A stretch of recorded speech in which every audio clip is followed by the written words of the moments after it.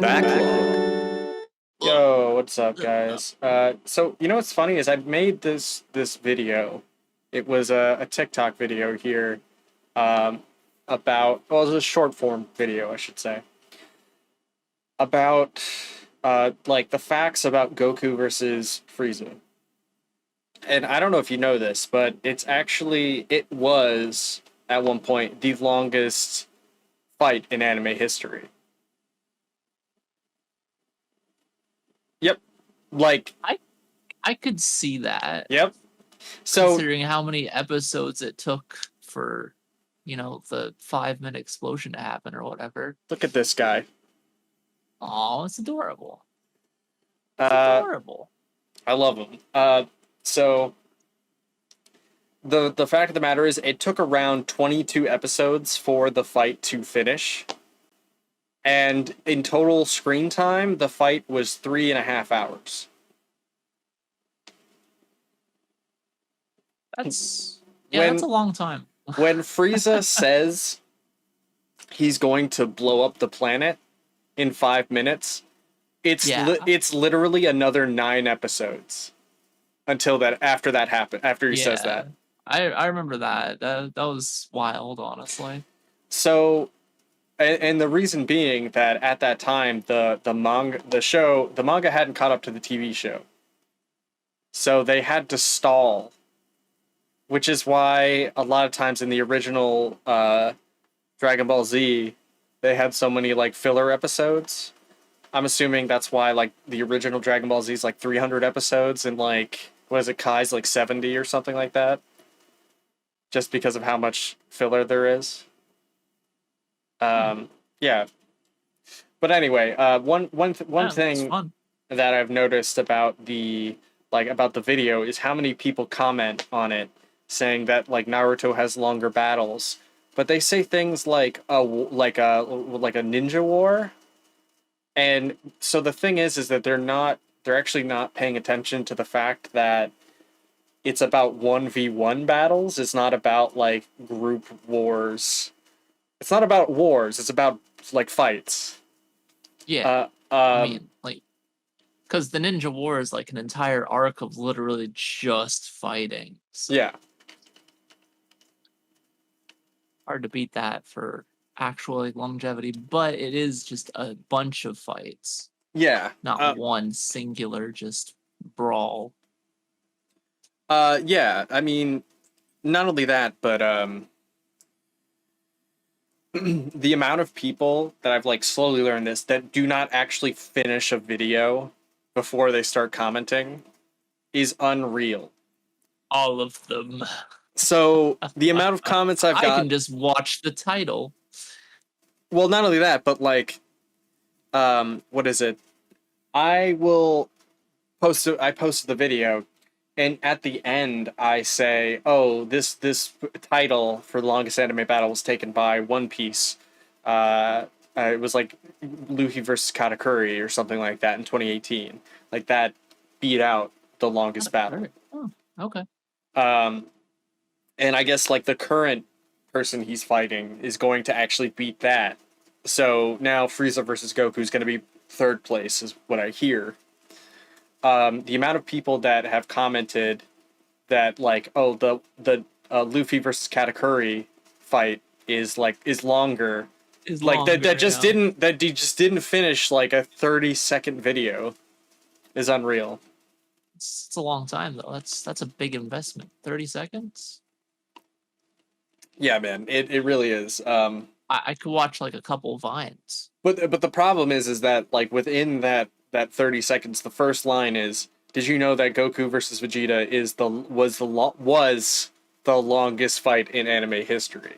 Was exactly. And then it's like past tense. Stop video, go down to comments, type, "This guy's wrong." He is wrong. Yes, yep. But yeah, man. Katakuri versus Luffy. Yeah. Duh. You fool. You idiot. Anyway, man. Guys, welcome to the Backlog podcast number 29. I am Matt. Quintessence. Yo, what's up, Anjin Plays? How you doing, man? Hope you're having a good Sunday.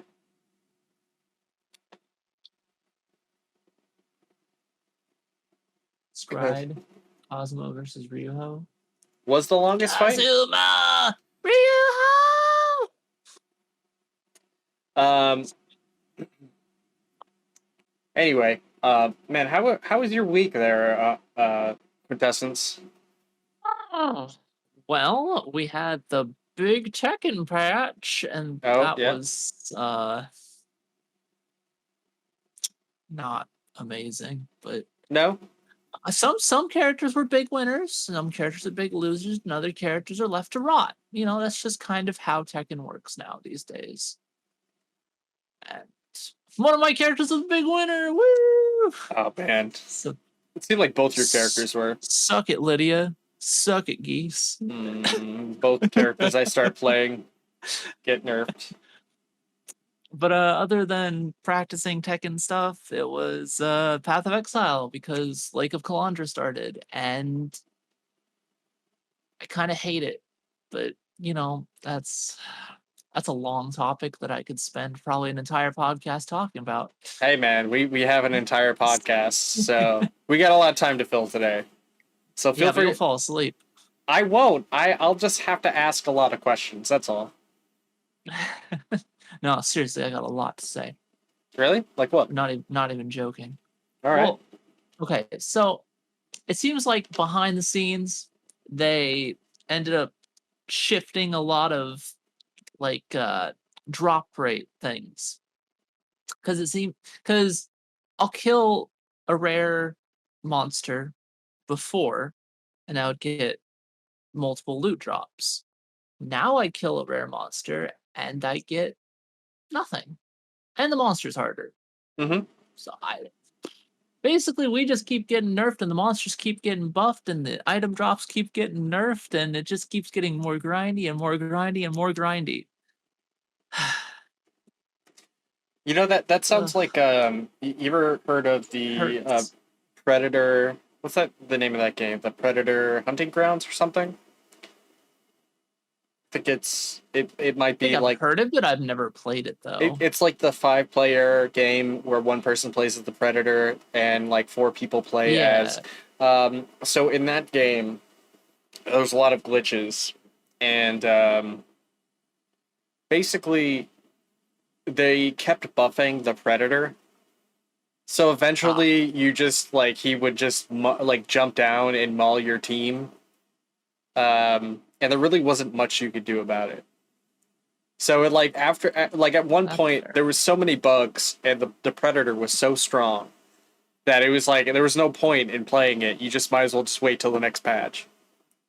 And Jim, there was a lot of people nerfed. Your best bet is to look up some patch notes here and try to figure out there's so true. Very, very very comprehensive. Yeah, a lot of people say that Predator Hunting Grounds. It's actually very fun. I like Predator Hunting Grounds. It was good at first, and but the balancing at first was very wild because the people hunting the Predator were very strong, and then the Predator was very strong. And here's a good example of the shit I'm talking about with Path of Exile. Okay. That video right there I just sent you. It's just a little teeny clip. It's 3 seconds long. Here, I hope this is it's muted. some of the stuff that can happen to you in Path of Exile. Here, let me pull up a screen here, and we can show everybody what's going on. I have heard the general consensus is that Predator Hunting Grounds was not good. I saw a little bit of gameplay of it. I'm like, wow, this looks super jank and really not fun. I personally really enjoyed it. At first, that being the key word, at first. See if I can center this to. There we go.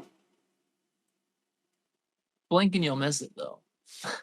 Yeah, here we go. Angela, we actually have that on the docket today. Anyway, yeah, here, we'll... Run it. I'm running it. Running it. Dude, bro, what was that?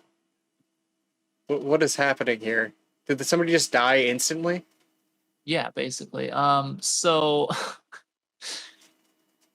that's an example of a rare mob that has multiple slightly dangerous abilities and stat bonuses. Really? Well, Yeah. it looks like he just like got death touched. Yeah, it's very fast. Yeah, you just gets run over. Like just basically it's like a 3-second clip. And 2 seconds of it are them throwing an ability because they know the enemy's coming, and then the enemy's just runs them right over. Yeah. So were they throwing everything they had at him, or they were just trying to get rid of weapons so they didn't lose them or items? Well, what their build was is a trapper. So they throw out those little traps that you saw, those little objects, and then those explode when enemies run over them. But in this case, the monster charged so fast that the traps didn't have time to arm after being placed down, and it just killed him and didn't even touch the traps. Play that again really quick. Here, I'm gonna full screen this guy. It's rough, but you know, that's just kind of what happens sometimes. It's just how it be. See, like he's throwing down the little triangles, and yeah. Here, the enemy moves past it so fast that the triangles didn't have time to arm to deal damage. Oh, okay. Wow, it looked like it looked like something happened out of an anime. And then boom. Yeah. All right, let me point this at the article really quick so we know where. It's funny. But that's about it. Yeah. So yeah, my week's just been Tekken and Path of Exile. That's it. Yeah, man. I you know what, that the patch has been really weird. Yeah, it has. Patch. Like. Sorry about that. Some of the changes are just wacky. Akuma got literally no nerfs. Akuma has been great in every single game he's ever been in. Not no nerfs, right? But like Demon Flip 3 or whatever doesn't counter hit launch anymore. Oh no. But you're left at like plus 20, so who cares? Right. I don't know. Dumb. Yeah, I mean, I don't know. I think I don't really prefer the wall bounce. I don't think it has a whole lot of points to it. The wall crush, like they bump up against it and like kneel, kind of, that one. Yeah, because some characters can't even combo off of that. I don't know if anyone can. It's not meant to be a combo tool. The wall crush, it's plus guard, so your massive plus frames, and basically you just get like a free mix up usually instead of an actual like combo. Yeah. So the wall is even scarier now. Yeah, pretty much. I mean, some characters can just do some unethical shit at the wall now. I don't like it. Yeah, I'm kind of mid on it. I don't know. I think we need to play it a bit more. But my biggest issue is some characters got like unusable wall crush moves, and other characters just like won the jackpot. Yeah. Well, like Fangs is really good, for example. If I had the choice, they replaced Geese's like counter hit down forward 2. I would rather keep the counter hit, down forward 2 over like changing it to like a wall bounce property. Of course you would. Yeah, because it's like more usable, and I mean also they got rid of his like sidestep 3, which is great because like if you're mashing, then I get a free combo off of that. But that is pretty. It's also they very trimmed cheap. Some power from them. Yeah, they trimmed some of the more egregious things, like the down forward 2 and the sidestep. Yeah, I mean, I think the choice to, it was definitely interesting, but I think I would have been perfectly happy if they didn't patch it altogether. I think I would have been happy. Yeah, I don't know. I really like that Leo finally got buffs. Oh yeah. So I'm probably biased on that one. I do think some characters needed some buffs for sure. I mean, Yeah. But I just don't know why in the very last patch of a game you'd be like, you know what, this needs wall bounce. I don't think it's the last patch. Because it's weird that they went from 4 point whatever to 5 point whatever. Yeah. Because usually they only move the numbers when it symbolizes a new season. Right. Do you also happen to have the Discord on by chance? What do you mean? I have your Discord up. Do you have it muted? No, What I'm do you sorry. mean? I'm sorry. Do you have the stream on in the background? Yeah. Is it muted? Yeah. Okay, because I was gonna say that for some reason I'm hearing like a little bit of feedback here. Anyway, man. So. Oh, they're definitely working on Tekken 8. Yeah. Well, I mean, yeah, and Jim, I think that's the whole point is they're like, yo, here's a little distraction. Go play some Tekken 8. Don't worry about it. We're working on it. Ignore those Street Fighter 6 trailers. Yeah, don't worry about I know they're Street really Fighter fucking 6. amazing, but ignore those. Don't be play, loyal to Tekken. Don't worry about that Street Fighter 6. Here's Kazuya's face. Tekken 8. Here's Kazuya's face. Don't play Tekken or don't play Street Fighter. We like it. This is a good game. We promise. Anyway, man, my week was pretty all right. I think most of it was playing Tekken also. Damn, there was like some other stuff, dude. I saw Dragon Ball Superhero. Oh, I gotta close the door real quick. Dragon Ball Superhero. Gohan the movie with Piccolo. Which is great because it's actually they somehow accomplished the ability to have a Dragon Ball movie where you don't necessarily need to see the other stuff to watch it. So you can I can kind of recommend it to anybody, and they do a decent job at bringing people up to speed on what's going on. Oh, well, that's interesting at least. Yeah, man. So it takes place after Tournament of Power? Yes, it takes place after the Broly movie. Yeah, it takes place after Broly. Okay. So that's the weird part about Dragon Ball right now. Is that right now there are 3 canons. There are three storylines in Dragon Ball. What? I don't know if you know this. Where are we getting a third? So there's the movie canon. There's the movie storyline. There's the Dragon Ball Super TV show, and then there's the manga. All of them are different different storylines. Yeah, but aren't the movies literally just canon? No. This time around? I thought they were. No, because Broly hasn't been okay. So damn, why is it? This is so annoying. Why am I getting the feedback? So no, it's not because the TV show hasn't caught up to the manga or the movies. So the Broly movie isn't in the TV show, nor is it in the manga.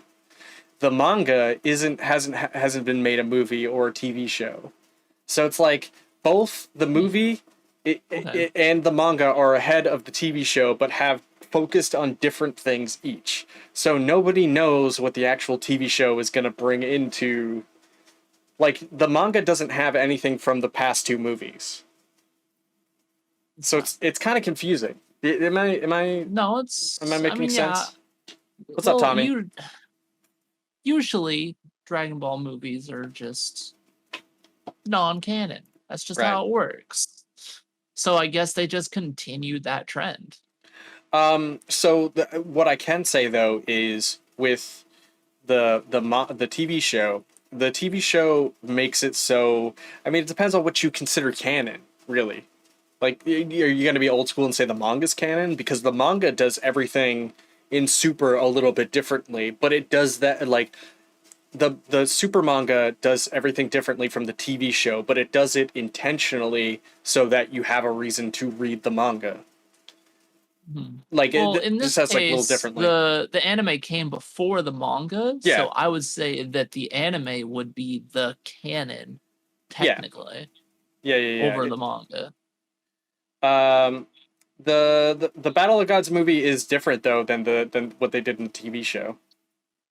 Yeah, so, Battle of Gods and Resurrection F were different oddities in the Dragon Ball like normal movie thing, where they were actually canon like startups kind of to test the waters for, hey, do people still like Dragon Ball Z? Well, Turns out they do. Well, I mean, I think Battle of Gods is actually considered a Dragon Ball Z movie. It's not a Super movie because because you know what is it? Battle of Gods is the start of Super, where it because it's like yo, and from what I know is that Akira Toriyama is like, yo, I can't let the last piece of media out be Dragon Ball Evolution. I'm not shitting. This is literally the reason why Super exists. He's like, I can't let the last piece of media about Dragon Ball be Dragon Ball Evolution, so I'm gonna make Dragon Ball Super. I'm gonna make the Battle of Gods. So he basically more power to him. He made Dragon Ball Battle of Gods to wipe the taste of Dragon Ball Evolution out your mouth. Like, that's good. Thank you. I watched it, dude. I was so fucking excited. I was like, oh my god, they made a new Dragon Ball movie. And I was like, I remember I sat down and I watched it and I got really excited because they were making new stuff. But yeah. Whoa, does Super Saiyan God actually exist? Oh my god. Whoa. It's a little more, but again, of course, like in all Dragon Ball things, it's always like, well, that's really convenient, you know? Yeah. You need 6 Saiyans, but we don't have a 6 Saiyan. Yeah, you do. But yeah, so I'm just curious to see what they're gonna do with all these like new arcs and movies. How are they gonna put it all together? Because the rumor is Dragon Ball right now, Dragon Ball Super is they're gonna continue it. They're gonna have like Super 2 or whatever. Because sure, why not? Because the Tournament of Power was like supposedly the last arc of the anime. Man, what if they do Battle of the Gods and Resurrection F again, and they just like, oh, here's Super 2, but the first 2 parts of it are just going to be rehashes of movies you've already seen. See, that's what people are wondering. Well, okay, so one thing I can say is Superhero looks like it takes place after where the manga is. So they do this intentionally. So does Vegeta have his new form? No, and they do this. They do it very they do this very smart. Okay, because if anybody really real quick, guys, if anybody cares, this is like a minor spoiler to the movie. Okay, close your ears. So say yourselves. In the movie, they intentionally have Goku and Vegeta face each other, but Whis says, hey, you guys can face each other, but no forms, you just have to fight base form. So you see how they like skip over that, like kind of pranked. All right, yeah, I get it. Yeah, though it does. Oh, does Goku actually have mastered Ultra Instinct? Who knows? And well, I mean, that's the thing. It's like Vegeta doesn't fight. Like Broly's there. He doesn't fight either. Does Vegeta have the biggest ego? Who knows? Yeah, right. Also, the other thing too is I don't know if you saw this, but they just recently released the last manga chapter where they had Frieza Black, where Frieza essentially got a new form, which is pretty cool. Did he have to pick black? The amount of memes that are going on about this one thing about like it is all over Twitter right now. I still haven't seen anything about it. I decided I'm like, whatever. If it comes, it comes. I don't know. at this point, I'm so curious to see what's happening that it's made me want to go. I have yet to read the manga. Go read the manga. I want to go read the manga now. I've considered it. Yeah, I mean, Considered it, but from what I hear, it's quite good. It's actually really good because, you know, you got to think it takes everything that the show did and it's like, yo, that's a mistake. Tweak that. Yo, yeah. You know what I mean? And then continues past. Yeah, and then yeah, it continues past it. And there's like a few, there's like, I think there are about 2 arcs ahead of the TV show. Because they had like the Morio, I think it's like Morio arc, and then they had like the sort of Moro, and then they're like granola right now.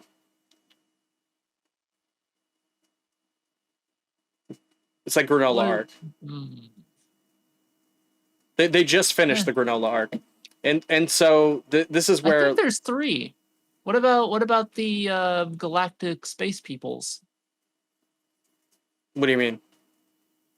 Didn't they have an arc about the galactic police or whatever? I know that guy has his own manga, but I don't know if there was. Yeah. I don't know if that was like maybe like a downtime.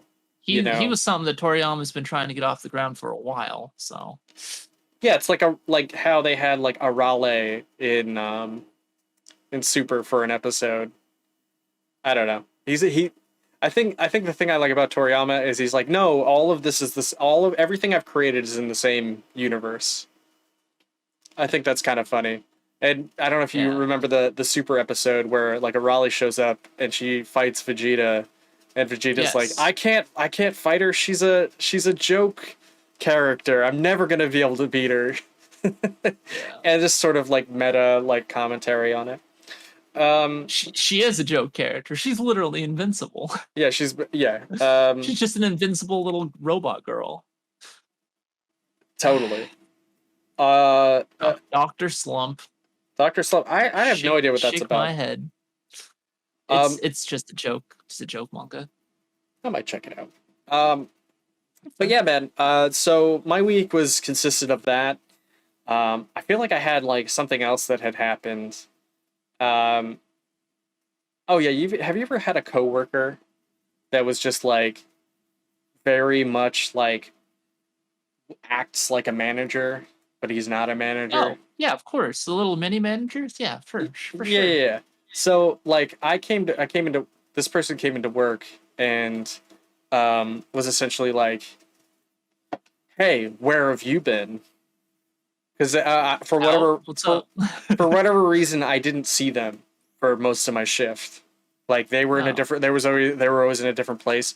Like it's like, oh, so have you been doing this the whole time? And it's like at that. I mean, when people ask me those things, I tend to not try to pay attention to them, or I try to not give them the answer that they want because I shouldn't have to answer to a coworker. You know what I mean? Yeah, no, of course not. Maybe that's... I'd be like, I don't know, ask my manager. Anyway. Right, yeah. Well, that's the thing, is there's no manager on at that time. Oh, sucks for them, I guess. Yeah. And they were the kind of kids that were like hall monitors in school. Yeah. Disgusting. There's like this air of like superiority to them where it's like essentially they get to work. When they get to work, at like, you know, a couple hours before my shift ends, and they wind up doing more than their job title is. So so they go over other people's work as they're going through. Yeah. They're just trying to move up in the world, you know? I guess. Sure. And you know, I just hate the fact that, like, you know, like how some people don't have yet to realize that there is no reward for hard work inside of a corporate or, you know, inside of a workplace. Yep. Like it's either you're going to be given something or they're not going to give it to you at all. Yep. It's life. Yeah, like hard work does not pay off unless you're, you know, you're working for yourself. I gotta blanket specify statement, right? Yes, even if you're working for someone else, they can acknowledge you. It's just extremely rare. Yeah. Really what it comes down to is people who get promotions or raises are only given usually, I'll say this, are usually only given to for like if management likes you. Yeah. And they want you to be in a certain position if you think like them. Yeah. But yeah, like I tend to not, like, I used to do that too, where I was like, I'd go to work and I'm going to work hard and move up in this, and then that never happened. You know, I would bust my ass. And then what wound up happening... What? No, what wound up happening was I just wound up doing more work than everybody. And exactly. and I wound up, like, resenting them. Yeah. So... It's just not worth it. It's really not worth it. It sounds like jaded and doom and gloom, but it's just not. Yeah. And so, like, I tend to get frustrated at them because it's like, again, it's like, oh, where you been? I've been here since this time. Why haven't I seen you? You know, it's just like, could you just leave me alone, please? Like, you know, stop worrying about what I'm doing. And, you know, you do a lot here, and you probably do more if, you know, you just thought about yourself and only yourself. But anyway. Damn. Yeah, so deep cuts. That was pretty much my week, man. Nice. Yo, so I guess we can delve into the first question. Just mosey on in. Yo, man, what was your favorite Saturday morning cartoon? What it says here in a continuation. August wrote this, by the way, guys. So I don't have like quite the full context. It says favorite Saturday morning cartoon and why that era ended. And so that's kind of a that era ended. I've never outgrown cartoons. So I don't know if it means why the see, for me, I read that and I said, why did the cartoon era end of, you know, that favorite Saturday morning cartoon? Okay, cat. Okay, you can't touch this keyboard. Okay, all right. Here we go. I'll let you lay up there. I don't know if there was an article about it. Okay, come on.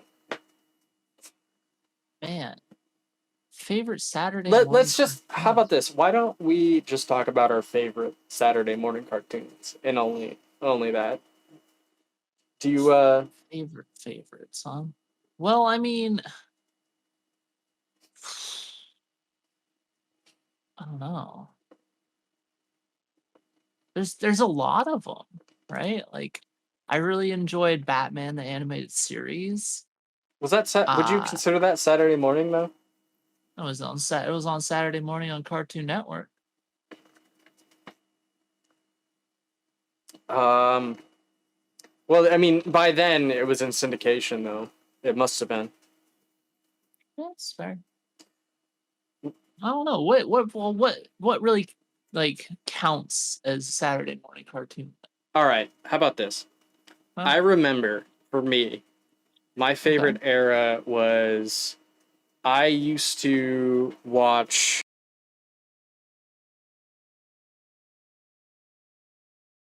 Your mic cut out.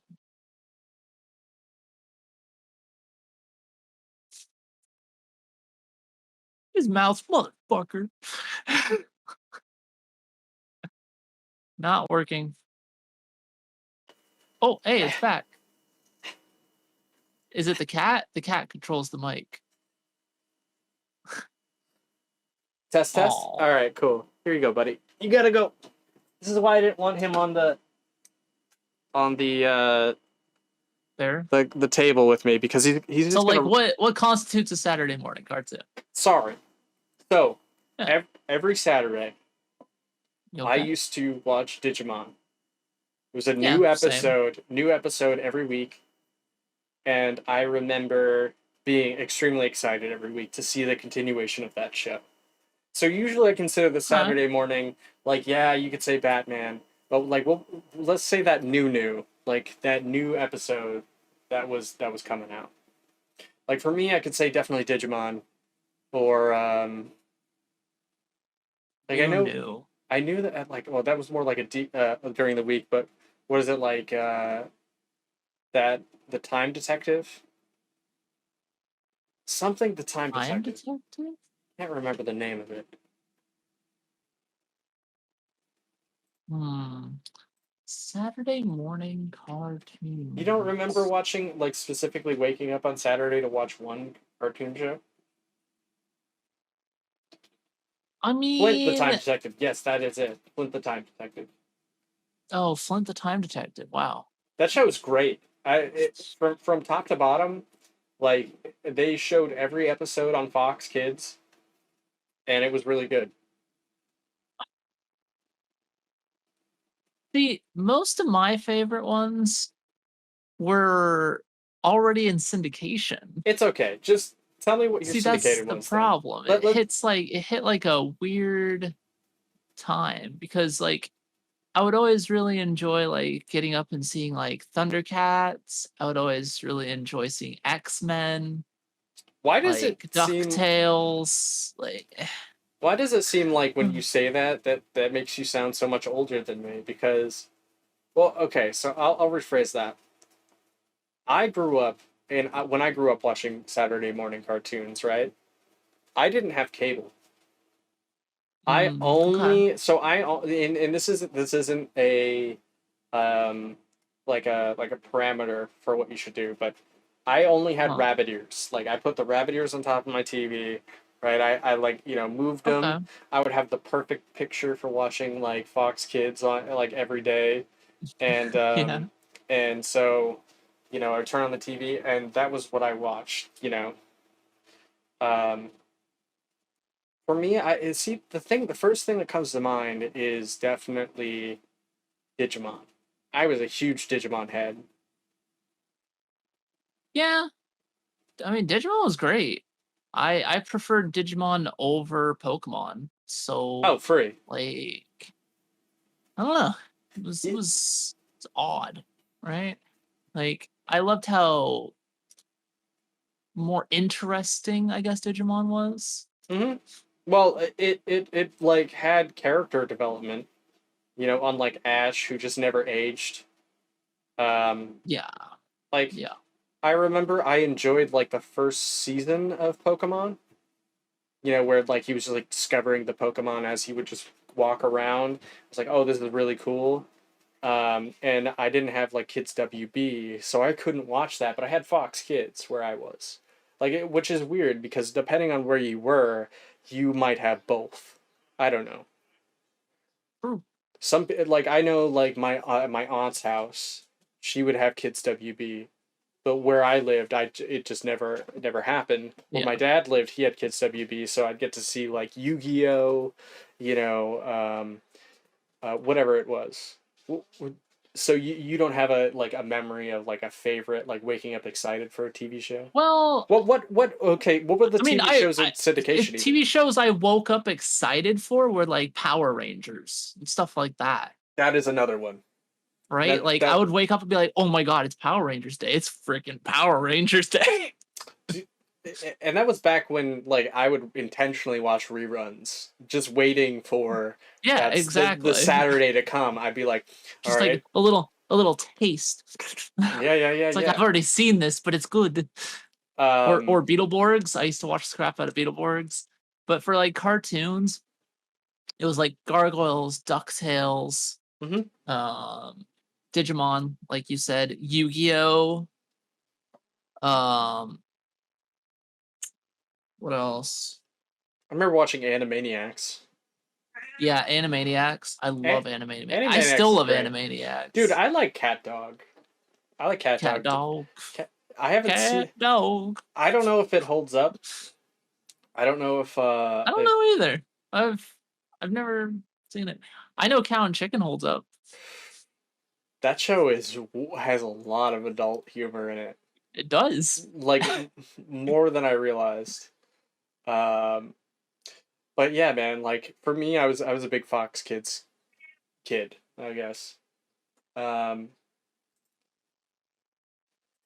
anyway, man. Did you have Anyway, any other animes you wanted to delve into, or shows you wanted to delve into before we move on? SWAT Cats. I used to love waking up to Ooh, watch SWAT SWAT Cats. Cats is so good, dude. SWAT Callie Cats. Briggs, my guy. So, it was Callie also Briggs. just a great show, though. Like, Yeah, yeah. you know, get me those SWAT Cats. You know, that kind of shit. Oh, you know what I just remembered? You just remembered Yeah. Spider-Man the animated series. Yeah, that was another one. You know, honestly, I watched the first Oh, season. Superman the animated series. Superman, Batman, yeah. Yep. I remember like There's just so many good cartoons. there's a lot of good cartoons, man.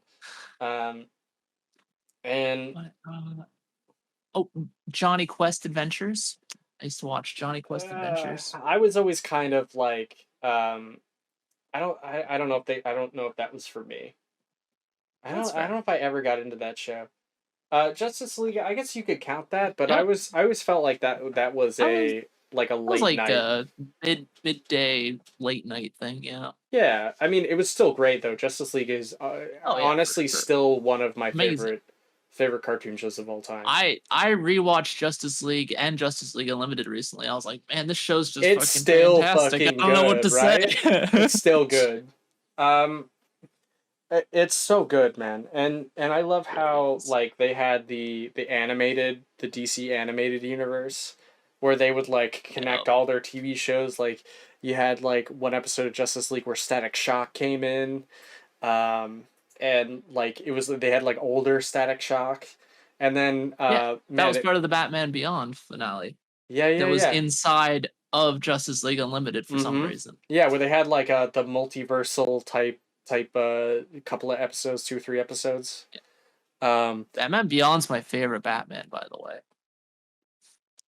So you know what? I'm gonna go ahead and I'm gonna agree with you. Batman Beyond is fucking Diesel, it's man. fire. It's so good. It's fire. I let me. So it's really close though. Like I preferred like the stories from like Batman the Animated, right? Yeah. But I preferred the characters Terry from McGinnis. Batman Beyond. Yeah, Terry was just such a good character. Yep. Like legitimately just an amazing character.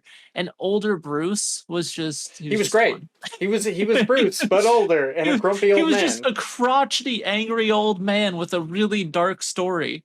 Yeah, and it was cool how like they would tie things back into a lot of times like things that he experienced, or when Bruce like remember when he like he met the new Joker gang. He's like, oh, you're a bunch of fucking like wankers, dude. And then he just continued to beat them up with his cane. And yeah, like I remember when Injustice 1 came out, and you could get the Batman Beyond skin. That's sick. But you had to have like a specific WB account to get the thing. Of course. And I remember Max was playing with the Batman Beyond skin, and he told us how to get it. And I was like right on it, man. I was like, and then I never not played with the Batman Beyond skin. You know the problem with that though is Batman and Batman Beyond fight so completely differently that it's kind of jarring. Because like Terry McGinnis is like a gymnast, like he does like acrobatic stuff, and then he has all the extra technology. And Batman at his core, he's just a brawler. He's just gonna like swing in and beat the shit out of people. Yeah, I could see that. Yeah. I don't, man, I just love Batman Beyond. There was like so many good episodes. Really good. I love. And then the movie was so good. Oh, so good. What was the movie again? I don't remember it. The Joker. Oh, like the Joker comes back. Yeah. Man, they can't. Oh, that's right. That was the original ending of the series. Yeah. Well, sort of, but yeah. That was like the unofficial ending, and then they went back to it with Justice League, and they're like, Well, the show got canceled. Yeah. Like mid-season 3, I think it was. Mm-hmm. And they had like a weird ending where like Terry McGinnis is just like by like a waterfall, and he's like, You know, he had like the almost like the I don't know Well, if it you wasn't supposed to be the ending, right? It was just right. like the middle of the series. Yeah, like I don't know if you remember Gantz, where he just like points his fingers at a train like this, and then does the finger bang thing. Yeah. And it was literally the worst. Yeah, the Zeta Project was okay. Oh, It was like kind of mid compared to, like it was just on for me. Zeta Project was interesting. That had a crossover with Batman Beyond, didn't it? Yeah, he was an extra character they introduced before the spin-off, yeah. Yeah. But no, wait, no, he was a part of Static Shock first, right? It No. No. no? No, because Batman Beyond takes place in the future and Static Shock, well, he doesn't. Yeah. It'd be really hard to do. But Project Zeta or Zeta Project, I don't remember which it is. I didn't watch that It's many one of those two. episodes. But that's in the future. That's like the fairly far future. They have like hoverboards and shit. So it's like more on point kind of with the Batman Beyond technology. Like that's like the universe where we were promised, like people were promised in the 60s, where it's like, yo, in the 2000s we're gonna have flying cars, right. And then that all came hoverboards into fruition. Well, we did get hoverboards. They're just not fantastic. Yeah. Oh damn. But yeah, man, I really dug that. I feel like there was something else that I wanted to throw in there, but it's not coming to me at the moment. One as an adult that I was super hyped for every week was Avengers Earth's Mightiest Heroes. That cartoon is fantastic. I've yet a 10 out of 10. I've yet to see that. It's so good. They basically just like took a bunch of like the best like comic storylines for like the Avengers, and they're just like, yeah, we're just gonna put it in animated form and not fuck with it. People like it. And it's just chef's kiss. It's amazing. Have you ever seen Batman Brave and the Bold? Yes, I actually enjoyed Batman Brave and the Bold. It's super good. It's fun. It's funny.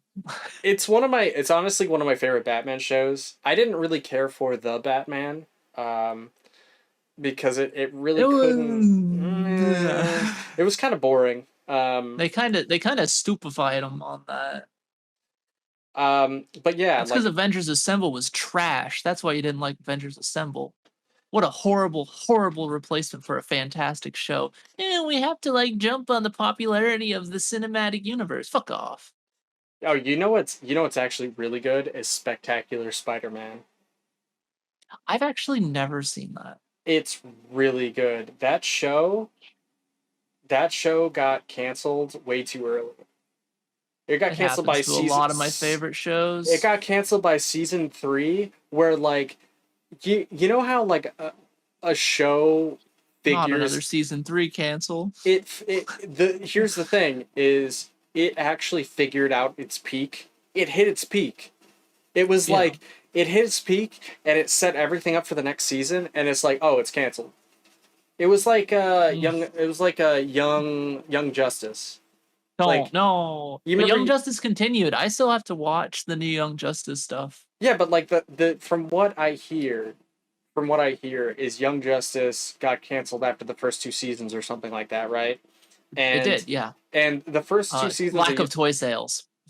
Oh yeah, the classic. The classic. The Young Justice was great, man. It was actually one of my favorite TV shows at the time, and I really liked it. It got canceled, and I heard like the newer seasons haven't been able to recapture what the originals did. I still heard they're really good though. Okay. And they have most of the original writers and cast still, so I'm hopeful. So, and Jim, I will say, if you don't like Brave and the Bold, so here's the thing: is Brave and the Bold eventually becomes a giant love letter to Batman as a series. Yeah. As it even becomes a love letter to like the older Batman TV shows as well. which it starts to like delve into like the multiverse of like Justice League and like people who played Batman in the past, and like it's super good. I really loved it. Brave and the Bolts is one of my favorite Batman TV shows. But yeah, I can see how it'd be like divisive if you're used to. It's more like akin to like the Adam West like cheesy Batman stuff. Yeah, HBO Max axed off a bunch of their cartoons, unfortunately. Yeah, I mean, I only watched it when it was on Netflix, so which was like forever ago, like 6+ years ago. So, another man. banger cartoon, What's that? Thundercats 2011.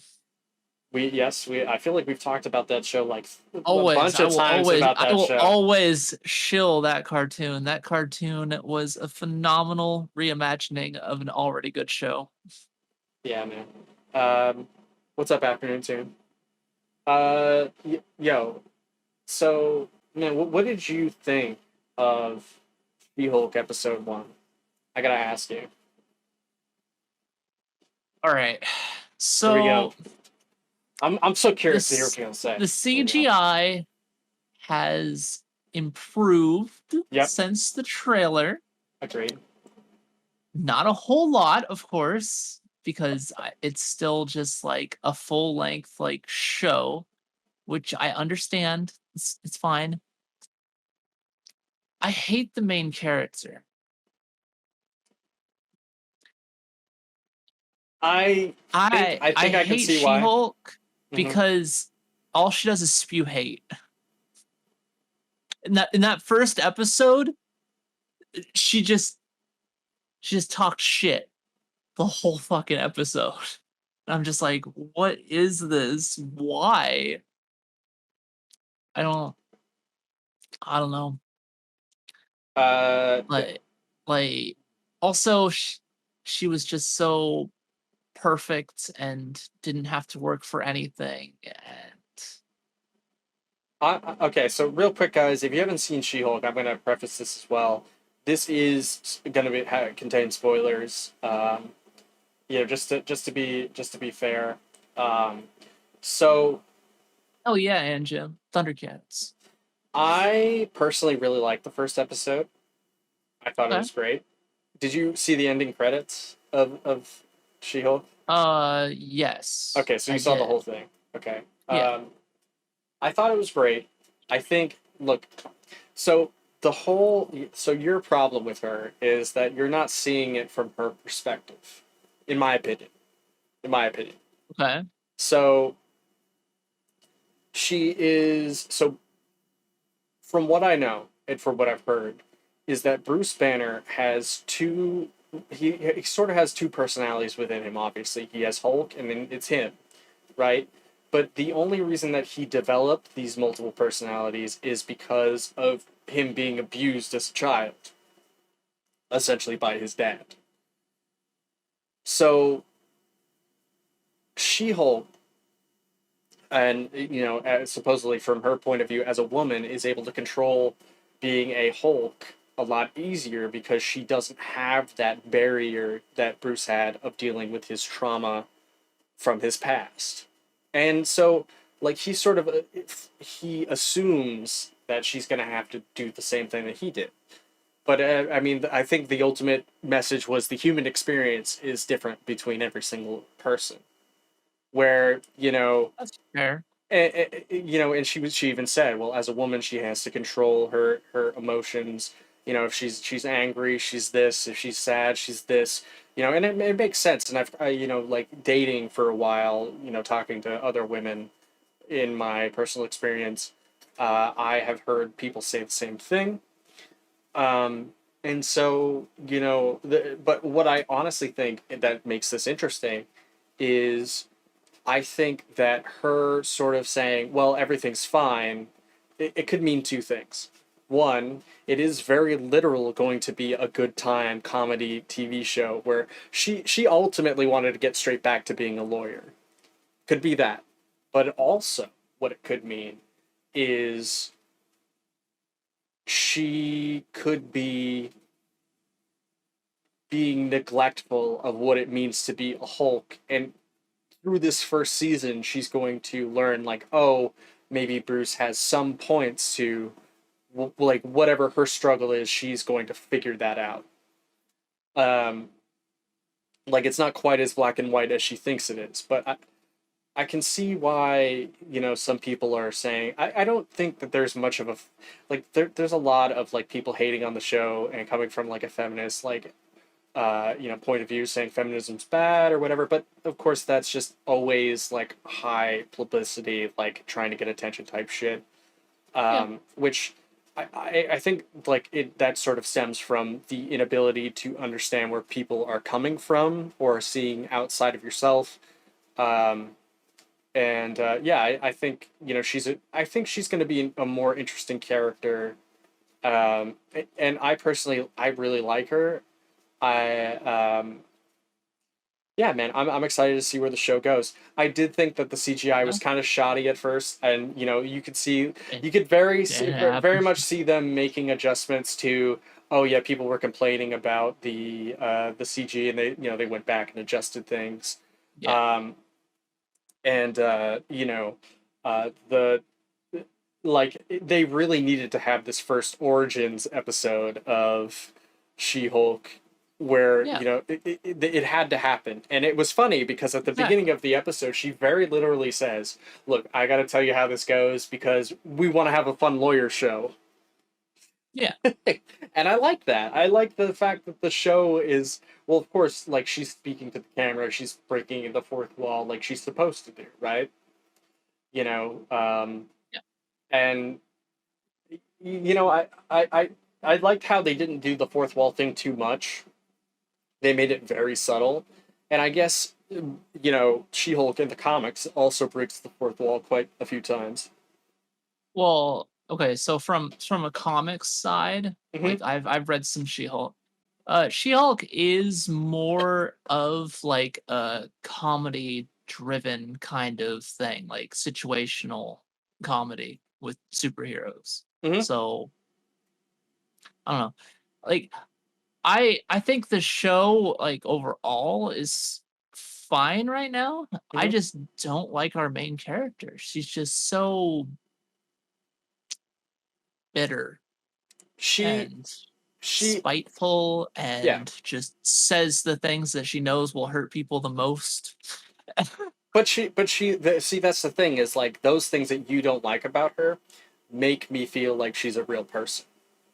Where it's like, yeah, this is her cousin, and you know, ultimately, I know She-Hulk is kind of mean, but you also have to remember that in the comic books, from what I've seen, is that She-Hulk and you know Jen, basically, and Bruce are like brother and sister, so they're very close when they were being brought up, so they can talk to each other. Close ass cousins. Yeah, they're close ass cousins. They can talk to each other that way. You know, and so I've accepted that.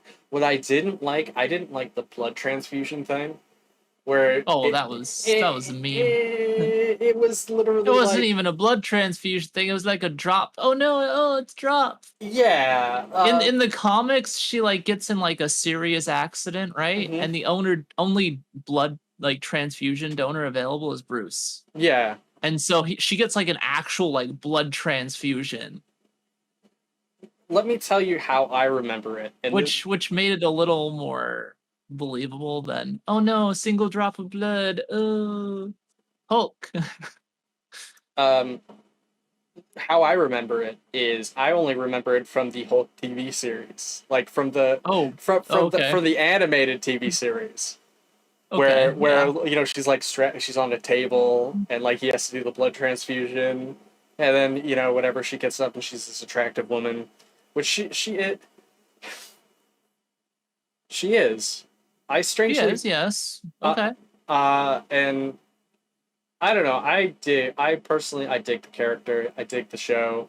I think so far from the first episode, this is my favorite. Like it has the momentum to possibly be my favorite Marvel TV show that they made out of all of these so far. Because I think that a lot of the Marvel TV shows sometimes take themselves too seriously. You know, Hmm. Moon Knight and Captain Captain Falcon. Falcon. Yeah. Yep. Captain Captain Falcon. Falcon. That's about to take it very seriously.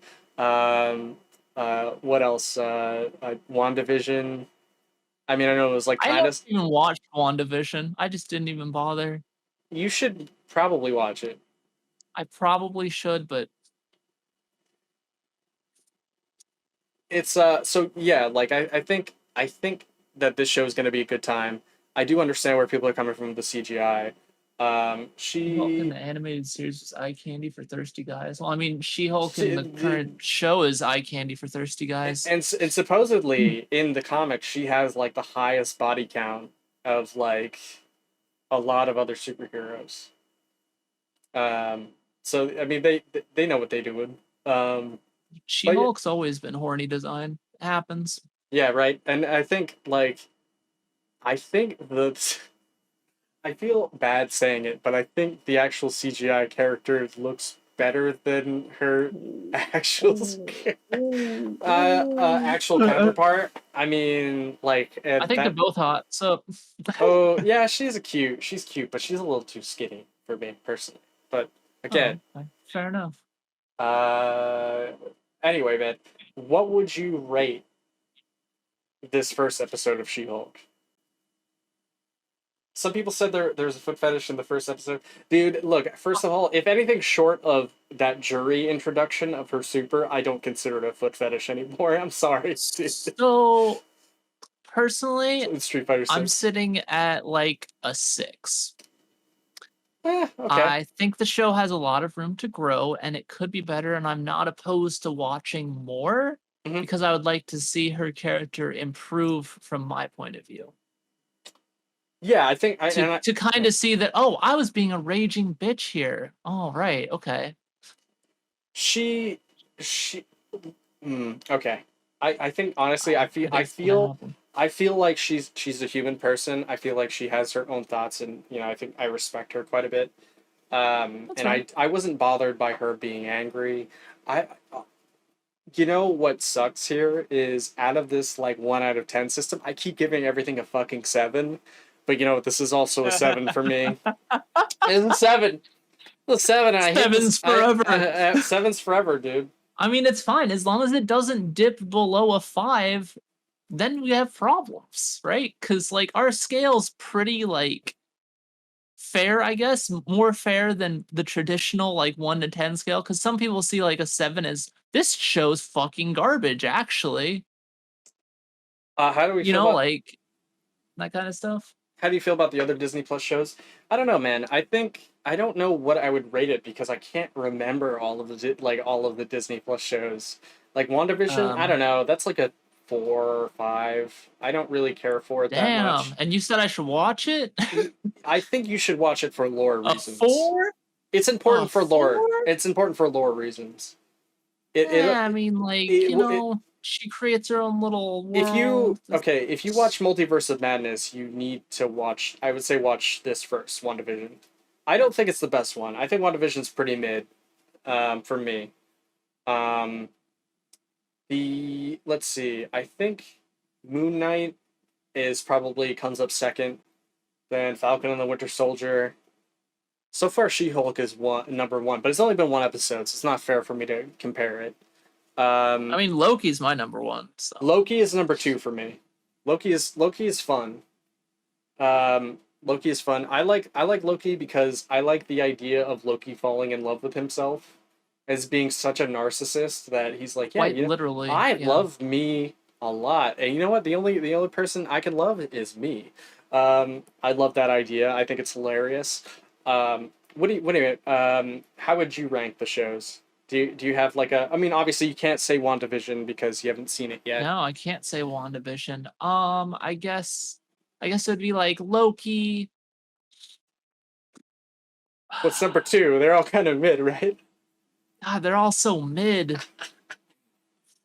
Loki.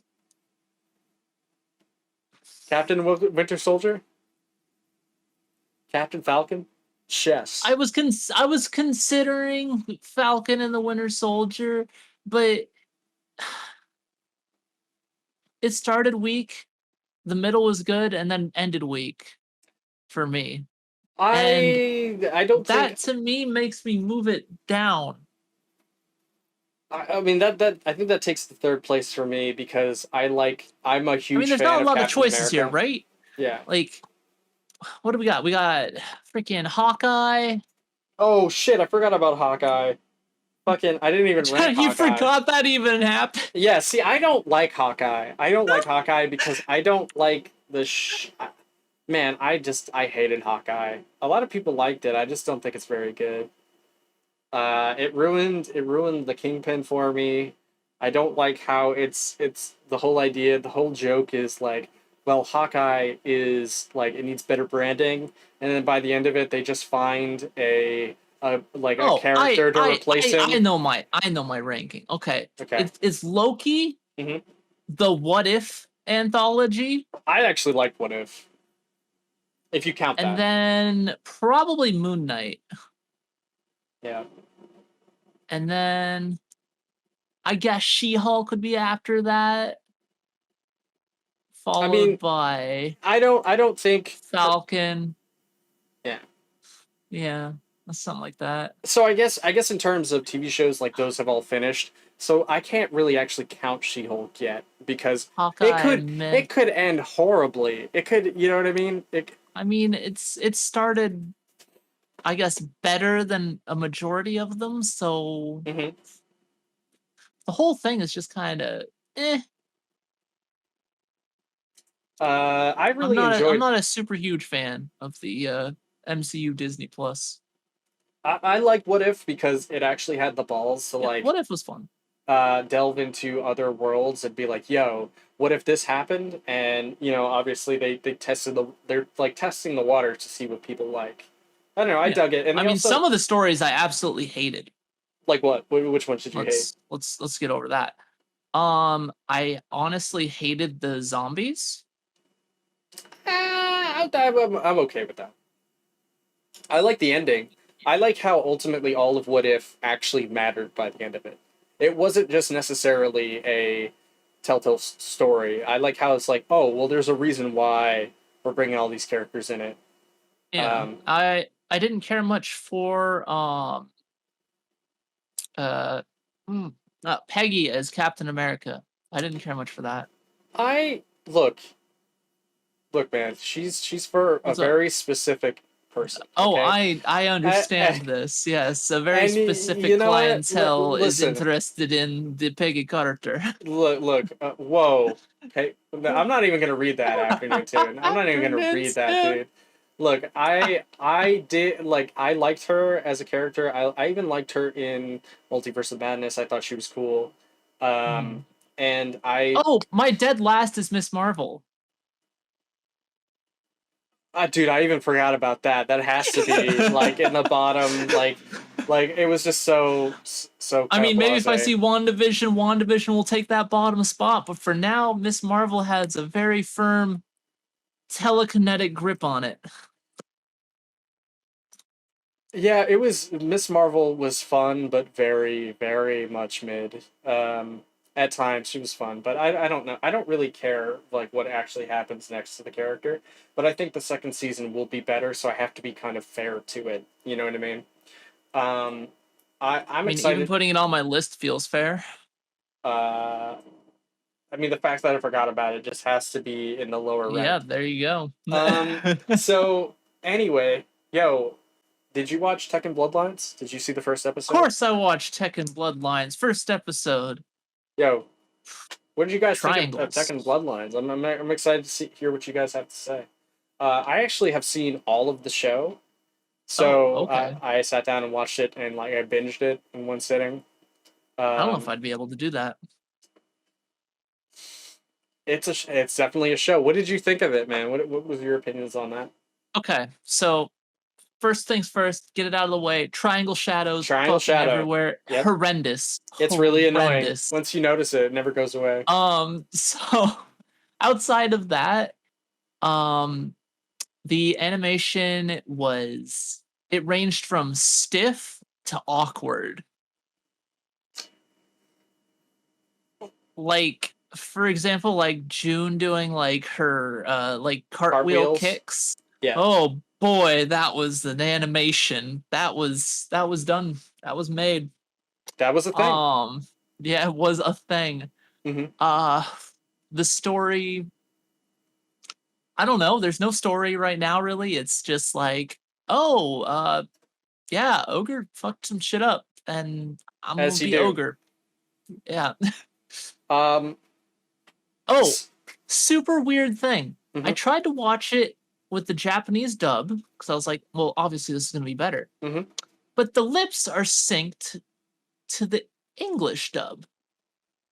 Whoa, meaning, really? I think that the English is the main language for Tekken Bloodlines. Whoa, that's so. Yeah. The problem is that it's just like Sandman. I am now judging it as a whole series. I can't judge it as the first episode. Well, isolate it as a first episode, you fuck. It's whatever. It's fine. Oh, and June's just as irrational in the anime as she is in the Tekken stories. I will say that Jin, you have to just let them kick the shit out of you. You got to know when to not fight back. No, that's not what she's saying.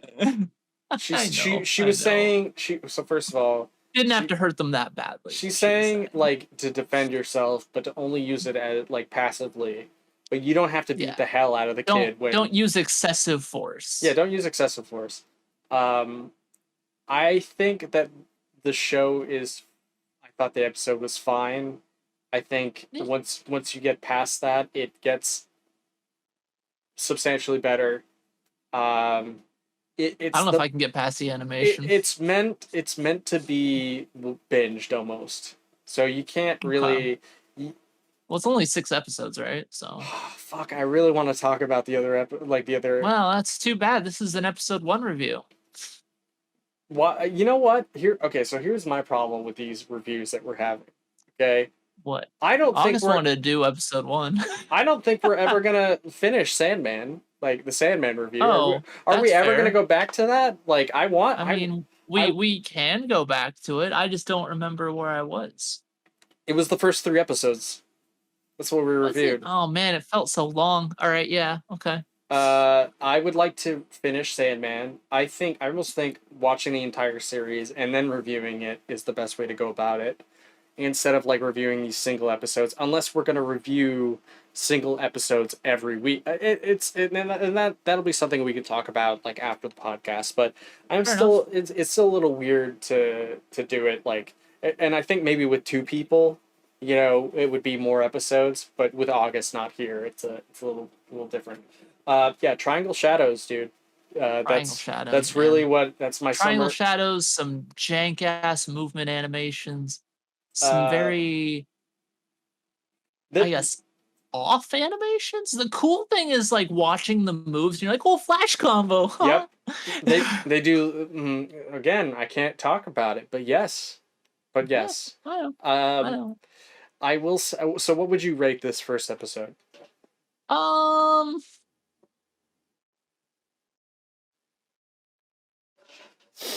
probably at a 6 again. Maybe even a 5.5. I wasn't a huge fan of the first episode. It just kind of,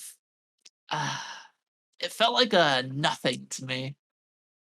Maybe I'm being too critical because I love Tekken, but I don't know.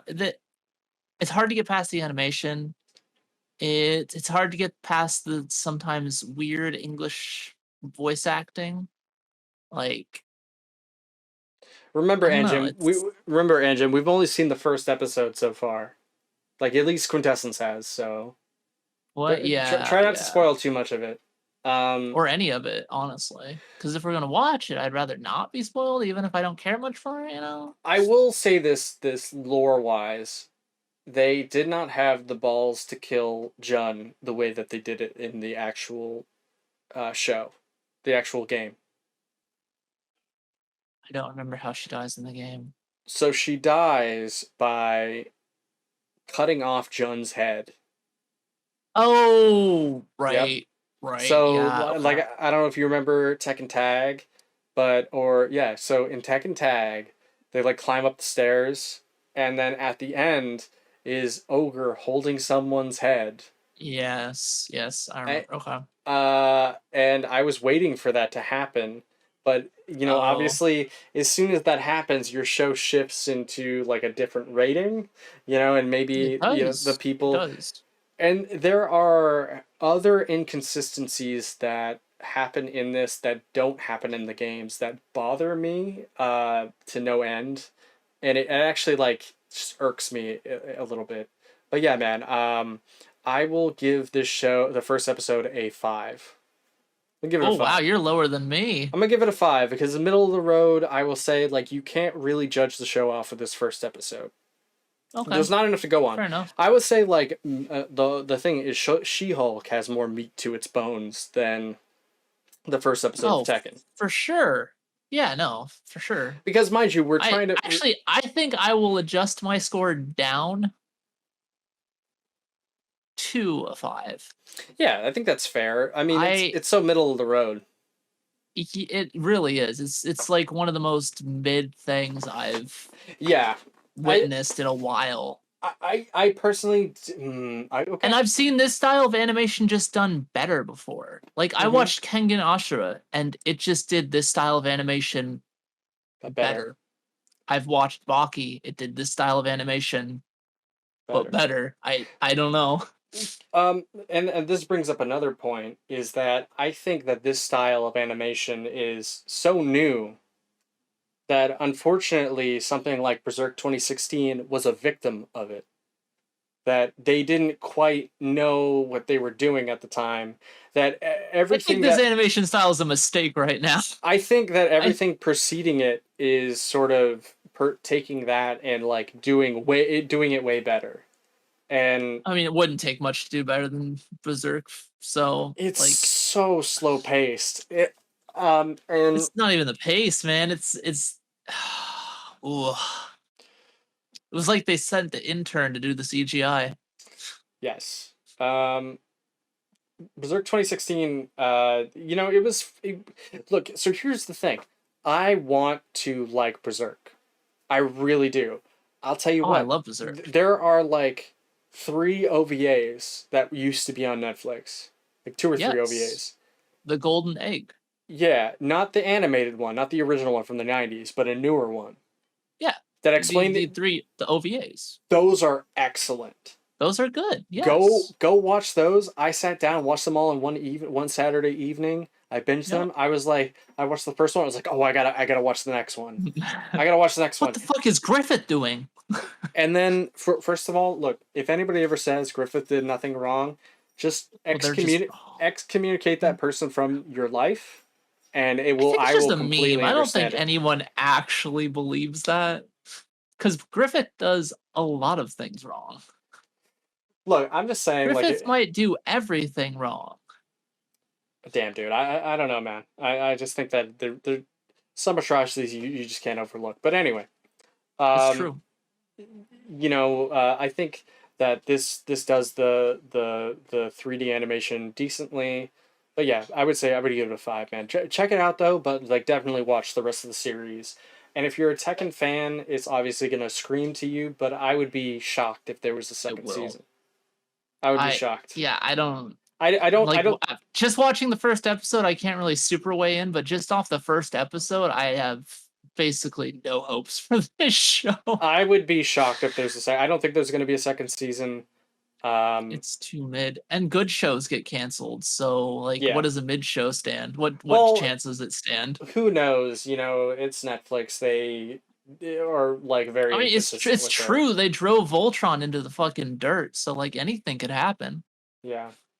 Um, yo, did you wind up seeing that Dragon Ball Super here um, wound up crushing the the box office as like being one of the most like watched animated movies of all time? Damn, people love to just watch people beat the shit out of each other in anime form with superpowers. Who would have thunk it? I mean that it makes sense to me. Dragon Ball movies tend to do very well if they go to theaters. I was bummed out because I didn't actually get to see Dragon Ball Super or Dragon Ball Broly in theaters. So Oh, I did. was it fun? That looked like a good time, man. That It was was like loud. It was very loud.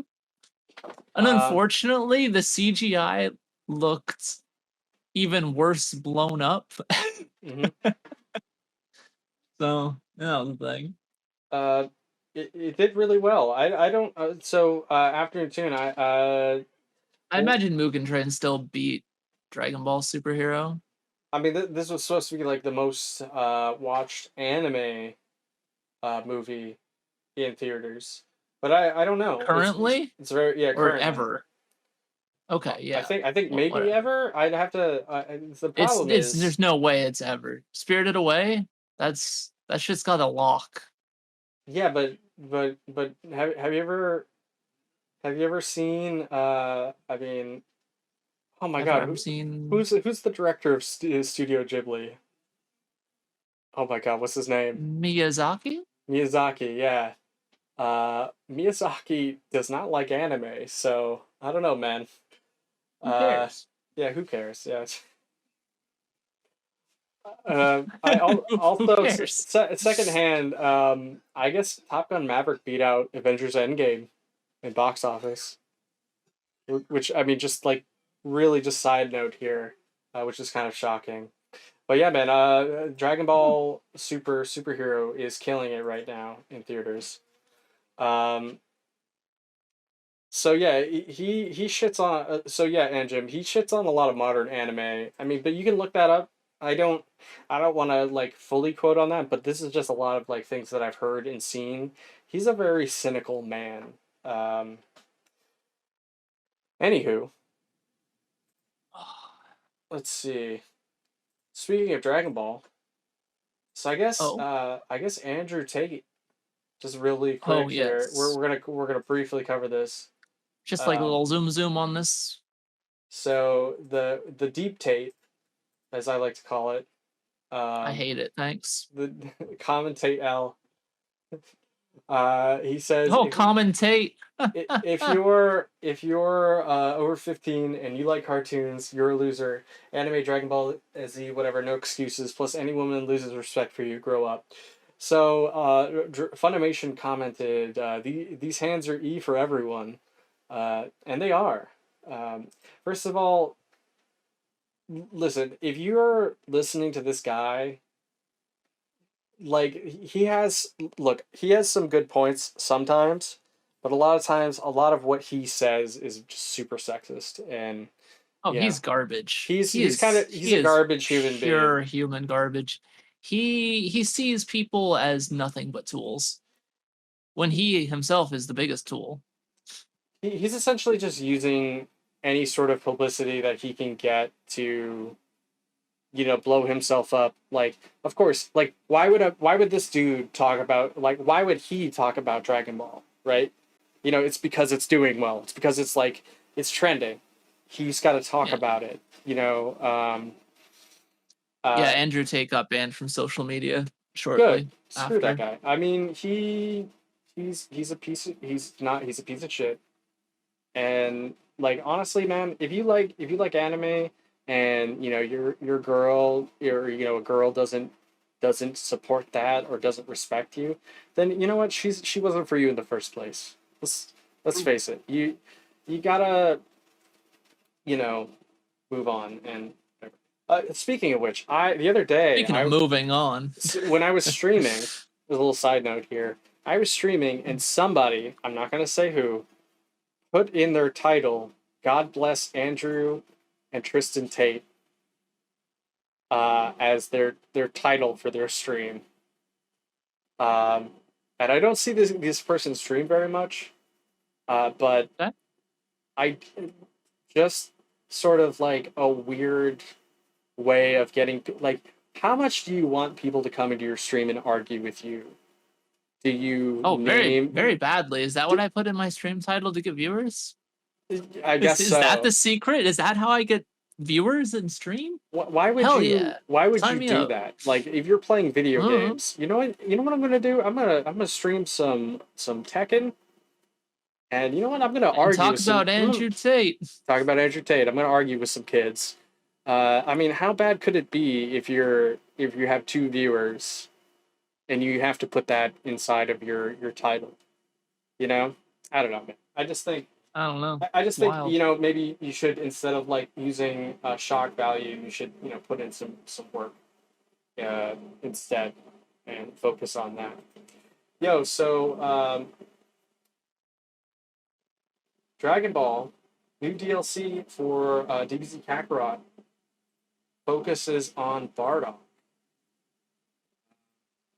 I've just started DBZ Kakarot, but I'm glad to see that they're actually bringing Bardock into the game, and a lot of people say that this is probably the best Dragon Ball game ever. Which, I mean, I honestly, the bar is not very high, so I mean, Okay, whatever they say on that one. All right. I mean, look, the thing about the Bardock story is that it's a TV Bardock story is good. It is, but the problem is that the manga version of Bardock is different than that TV special. It's supposedly not even canon. The Bardock that everyone loves. There's a different story, and like it involves Gin even, which is Goku's mother. Bardock is also supposedly a scientist, which is a little strange. So is Gin. Saying things. Warrior scientist. Yeah, warrior scientist, and so there's also like very little inconsistencies like that sort of like bother me. I want to fully understand like what is the actual storyline. Does it matter? I know Super delves into it a little bit into the future, into the manga as well, but Z basically ignores it altogether.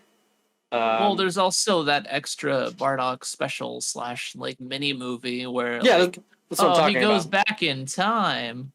Oh yes, that one. Yeah, he goes back in time, and he's actually the legendary He's Super actually Saiyan. legendary Super Saiyan, not Broly, not Goku. Which I love how they just keep moving the goalposts on that. They're like, okay, so Goku's the legendary Super Saiyan. Okay, but But how could the myth be a is thing? I mean, I think having Bardock like go back in time and be the legendary Super Saiyan is hilarious. You're trying to tell me that But it does set the goalposts to actually have, Goku not be the legendary Super Saiyan, because it makes no goddamn sense considering the legendary Super Saiyan was a thing that happened in the past. Well, it is supposedly like, so there's it's Doesn't very make sense for Broly either. It's very vague. I mean, Broly. Let's face it. Neither of these. He was things a child when canon. Goku was a child. Neither of these things are canon, but still. They're literally saying that Broly is like the truest form of Super Saiyan. That's really what they're saying. It's like, you're mad. You're really mad. You're Super Saiyan? No. This is Super Saiyan right here, Broly. But yeah, man, that secondary movie where it's like, oh yeah, Frieza's blast, actually sent him back in time, which makes no fucking sense to any of the story whatsoever. I mean, and he fights like Frieza's ancestor or some shit. And I'm like, what? What? Yeah, it was like Frost or something. No, wait, that's not Frost. No, it wasn't Frost. But yeah, I don't remember their name. I like them exploring the past a little bit, and I don't know. I just don't like. I want a definitive. I want a definitive story between that. Like, what happened in the past? What happened here? Whatever. Please world build, and instead, like what Tori. I want like Kingdom Hearts, Dragon Ball Z. I want to know everything. Literally everything. Is that how Kingdom Hearts works? Is that how Kingdom Hearts? You learn everything. Everything in the most convoluted way possible.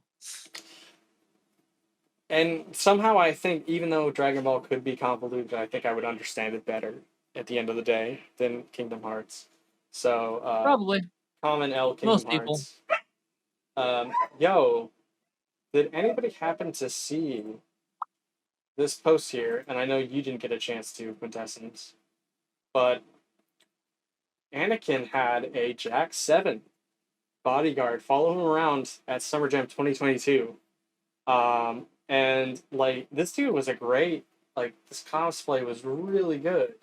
And this dude was like mimicking him and standing on stage while he was playing. Let's see if I can pull up some footage here.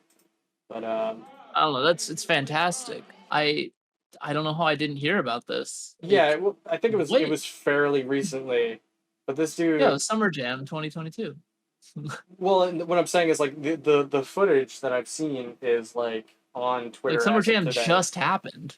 Yeah. Like, look, he's just like watching the game and then mimicking the punches and kicks and stuff. And yeah, I just thought it was like really funny and sort of very much, you know, Pretty like fantastic. weird FGC like ideas. And like I would imagine that's like a little annoying to watch when you're trying to watch a fighting game. You know, someone's just standing in front of the screen projector. Whoa! It's too loud here. But yeah, like let's see, this is like some better footage of what's going on. Imagine being his opponent. You're on the other side, and you're like trying to play, and you're like keep like looking over at him doing all that weird shit. You're like, wait, what? What the fuck is this guy doing? Yeah, right. Like he's like, when he's getting comboed, he's just standing there, and then once he starts fighting, he's like, oh, look, he's just still standing there. Like, dude, I would kind of be annoyed. I'm not gonna lie. This whole footage is just this man standing in one place. Is he gonna move? Well, let's see. No, the answer is no. Wow, what great footage. Anyways, it's a cool cosplay. It was fun, I guess, to see. Right. It was kind of an interesting idea, but I thought it was pretty funny at the time. So I thought I'd throw that in there. It's just some charm to the game. It's charming. Yeah. Yo, so speaking of charming. So, oh yeah, here we go. SEGA is to produce a Space Channel 5 and Comix Zone film adaptation. So clearly, the Sonic movies have sort of been paving the way for a lot of other SEGA movies to come through. Of course, I don't know why you would pick these two to sort of be in like as the apex of that. It's confusing to say the least. Like, I love Comix Zone, but I'm not gonna sit here and be like, man, Comix Zone was such a mega hit. Everyone knows Comix Zone and loves it. Right. Like, I guess my question is, why would you pour this amount of money into making a movie when you could just make another game? Well, you see, when people just like to see that, that would make sense. Mm-hmm. Listening. It would make sense. That's why they're not doing it. Got you. So what you're saying is game companies never make sense. The logic ends here. Yeah. But yeah, like I mean, obviously, with the Sonic thing, they're like, "Yo, start busting out some movies. We gotta get Comix Zone on there. We gotta get Comix Zone. Crazy Taxi. We're gonna make Crazy Taxi. We're gonna make that the next Fast and Furious series. Streets of Rage. Streets of Rage. Just get some dudes, have them punch. Streets of Rage is gonna be the next Street Fighter movie. Mark my words, man. It's gonna be huge. I can't wait. I hope it's just as cheesy too. Excellent. Is it strange that I love that movie? Like, to no, my core. It's charming. I also like, man, it's very good. It's like everything about it is like so like it knows it's bad that it begs you to enjoy it. And then Raul Julia, I think, is probably the best part of it because he gave 800% in that movie. Exactly. There are very because his kid was like, I love this shit. Please, Dad, please. Exactly. And I think that this was his last movie before he passed away. unfortunately. I think it was. Yeah. Um, and yeah, he definitely was like, yo, this is a shit script. But you know what? I'm gonna go ahead and flip this all on its head. I'm gonna make My this kid some wants this. magic. My kid wants this shit to work. I'm gonna make this shit work. And so much so that so I think we dropped some frames here. So much so that Oh no, Capcom even acknowledges it as a part of its history, and that's awesome. I didn't even know using that. like what is it, like bison dollars, like that's like a frequent, like it's a thing that was invented by the movie that Capcom even uses in Street Fighter. So it acknowledges the corniness of it, and as Capcom does, it's always like, yo, all of this stuff you love about Capcom, this whole world is sort of compact into one thing, like all One small universe. exactly, It's yeah. big. The Capcom verse. It's not a multiverse. It's just Yeah. one giant story forever But to be continued. I'm probably gonna watch the crap out of the Comix Zone movie. Why not? Fuck it. It'll probably be awful. But what if they? So here's the thing. What if they pull it off though? Well, I mean, what if they do pull it off? I mean, maybe they will. I don't know. Just thinking about like how ridiculous the main character is in Comix Zone, I don't know how it could work as a movie. I think it could be interesting. I think it's like a good base Paulo idea that you He's like could a take in a bunch superpowered of different cringe lord. directions. Who do you think would be a great actor to play the main character of? I don't. What is the main character's name from Comic Zone? I don't remember his name actually. Let me see. Comic. It's been a while. Let's see. Sketch Turner is the There you character's go, name. Sketch Turner. Yeah, like who do you think would be a great Sketch Turner? Out of curiosity, like it. What if this is a 3D movie too? Like, wouldn't that be interesting? Like, that could work. I mean, I think it would work better, especially considering like the artist constantly like intervenes in Comix Zone, right? So most definitely. I feel like it would lend itself more to being like a animated feature than live action. Yeah. What if okay, so first of all, if Comic Zone uses the fish out of water story, where it's like, yo, Comic Zone comes to our world, like, oh man, I'm gonna be so. It's like, Oh God, that's gonna be the biggest disappointment. but like, let's look at it like a Wreck-It Ralph type situation, where it's Okay. like sort of like you have all of these ideas and like stories kind of convening, and like maybe he goes through different comics or whatever it is, multiple references, who knows like what they could get into. That's fair, but then you saw how Wreck-It Ralph 2 went. There's a Wreck-It Ralph 2. Exactly. I'm not even kidding, I'm completely serious, there's a Wreck-It Ralph 2. Oh, Ralph breaks the internet. Does that movie suck? It's a movie. Okay, all right, I've never seen it. I just watched the I'd first one for the recommend first you time. watch it. Maybe we could do that for a review in the future. Wreck-It Ralph. A spicy one.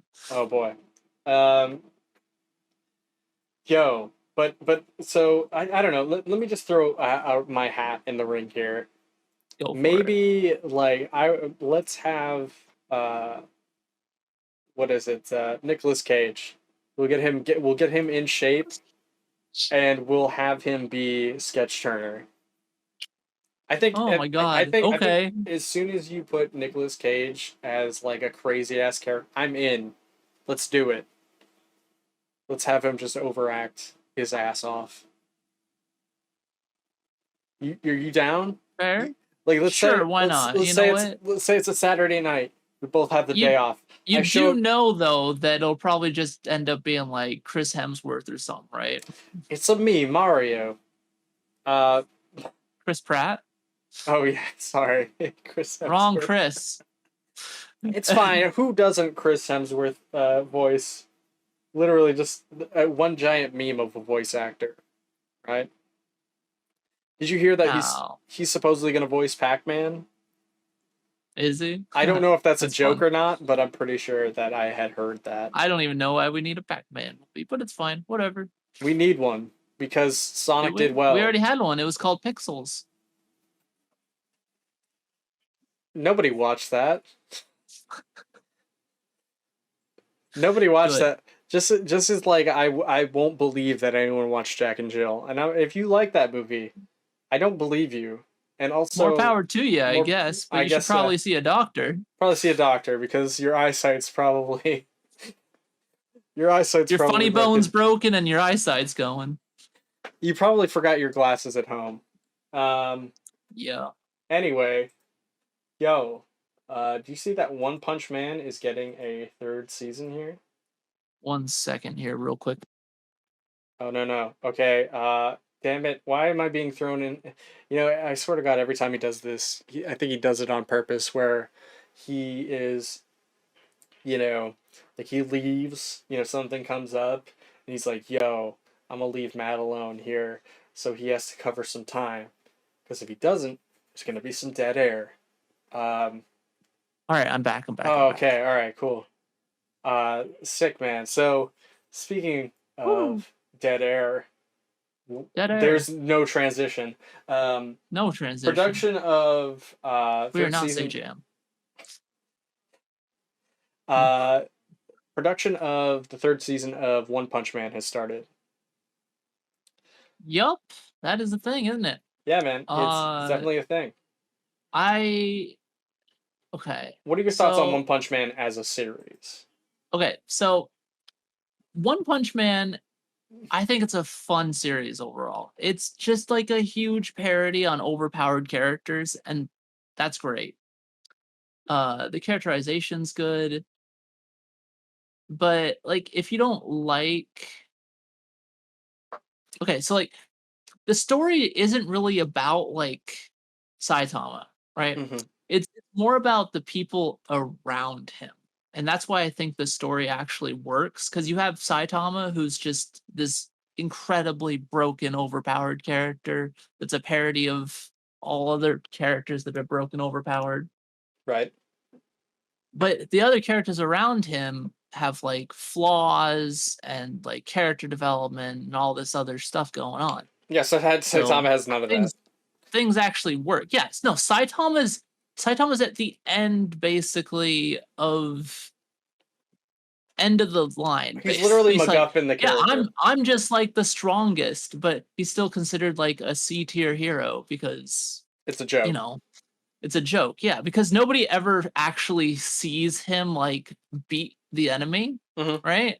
So he never gets credit for the wins until like much later. So like I don't know. But season 1 was really good. The animation was phenomenal. Yeah. And then season 2, the animation took a goddamn nosedive. And the overall quality of it took an all fucking nosedive. So I'm hoping in season 3, they get to bring the animation quality back up. And the rest of the show just kind of flows. So I know the manga's still doing well. So it just makes sense. Yeah, I mean, isn't like in the show, like, or in the manga, like Saitama's like friends with the head of the like the superhero community or whatever? Because look, it's been a minute. No, he's not. Like I thought he had like a friend that was like a higher up. No, he has like a lackey, basically. You're talking about the robot guy? Yeah. Who's like his trainee. Or was his training? He's like, please teach me, master, after he like saves his butt. Yeah. I don't know, man. And he's one of the more grounded characters. Like you get to see that character grow. You get to see that character improve. Oh, okay. So he's like an actual like shonen character. Yeah, exactly. Like what might happen. I just Yeah. remember in the first episode, and I guess it's in the manga too, like the creator intentionally drew Piccolo, like a character that's like Piccolo. Like a Dragon Ball character. Like the character that in the first episode crashes into his apartment. Yeah. Okay. So he was intentionally made to be Piccolo, essentially. And then Makes sense. in the actual anime, what they did was they brought in the English voice actor for Piccolo to play this character. I didn't know that. That's fun. Yeah, That's so funny, so actually. so they brought it. So I like how they kind of meta that sort of, that angle of dragging Dragon Ball Nope, characters cat's into back. it. Yeah. Hello. But yeah, man, I you know what? I need to start One Punch Man again. It's a good little show. I haven't seen it since the first. I think I started watching the second season. I remember Moomin Rider. Uh, I think he's like my favorite character because he's just so kind of He's like pathetic a and bootleg common rider. He even has like a rider kick. yeah, and he just like he gets his ass kicked, but he keeps pushing. Yep. Um, and like I don't even think like anybody still respects him after he get his ass beat too. But yeah, man, Moomin Rider is my guy. I will forever stand Moomin Rider. Your dude. Exactly. Um, Yo, so there was a new Yo, trailer for the there for the was. Pokemon's. Uh, let's see. So apparently there's like a competitive trailer here, which I think is interesting. Yes. It's showing a bunch of changes that benefits the competitive side. In their eyes, benefits the competitive side. Right. Um. So do you have a? I mean, is there any specific? Like, what do you mean? Like, it looks like they really want to do like a Pokemon Stadium type deal. Well, it's more showing off things Mm-hmm. like the Terrastalize and the new move Is Shed that Tail. is that like the Mega Evolution type Kind of it terrestrializing? it it makes them like like crystalline, Mm-hmm. and then they gain different properties. Like it's apparently going to actually literally like change their typing. So like you can throw in something with like a disadvantage and still function, or you can like get some head games going with your opponent. Like you send in something that's weak to water, right? And they of course, send in a water Pokemon, then you're like, haha, Terrastalize, and then you just nuke it from orbit. Whatever happened with the? I don't know if you ever paid attention to the other games before this one on the Switch. It seems like they come out with a Pokemon game every 1 to 2 years at this point. Boy, do Um, they. and I honestly I don't pay attention to Pokemon anymore. Um, I am Pokemoned out for one lifetime. I Uh, still like Pokemon. I used to play a bunch of competitive Pokemon, so like matches. yeah, of course. Hmm. So it's not just switching characters out every 2 seconds. Correct.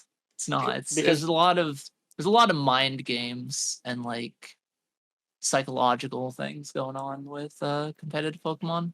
right. You have to like make strategies and like have answers to things that like common like meta problems. So you'll have like an answer to that, and then you have to make sure that you don't like let your opponent like set up strong sweeping Pokemon. Mm-hmm. It's a whole ass thing. It's very in depth.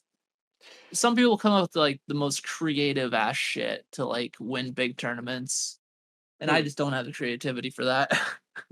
Like, isn't it typically like now Pokemon have moves that are like outside their typing to cover other like Yeah, they type owe it. Pokemon They who, have for a long time.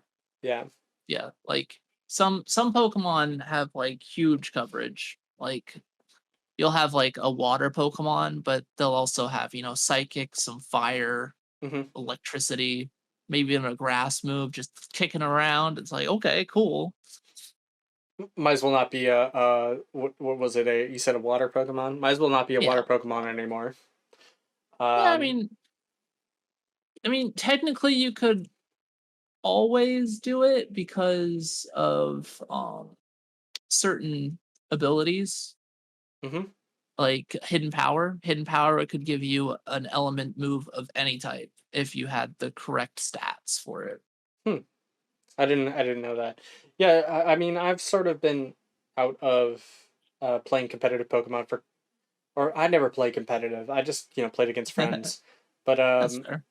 I've sort of been Pokemon out since X and Y, and Yeah. I haven't wanted to play again. Um, it's a hell of a time sink. So uh, Yeah, I stopped competitive after Sun and Moon, hmm, so I haven't played for a while. right. Um, let's see. So I guess we can move on to the Oh, W of the the new week. move's broken, by the way. The new move? What new New move? move, Shed Tail. Oh, okay. It's a substitute and a Pokemon switch in one move. It's absolutely insane. So last week we had a owl of the week, which was rainwater. Now it finds out scientists find a simple, safe method to destroy forever chemicals. Yeah, it's a W for nature. And us, since we won't, die from unsafe rainwater. That's true. Um, which it said like last week, if you guys didn't know, rainwater is essentially undrinkable now. Is what it was, right? Well, Uh, it's not. It's strongly discouraged to drink it. Yeah. yeah, don't drink rainwater, kids. It's bad for your health.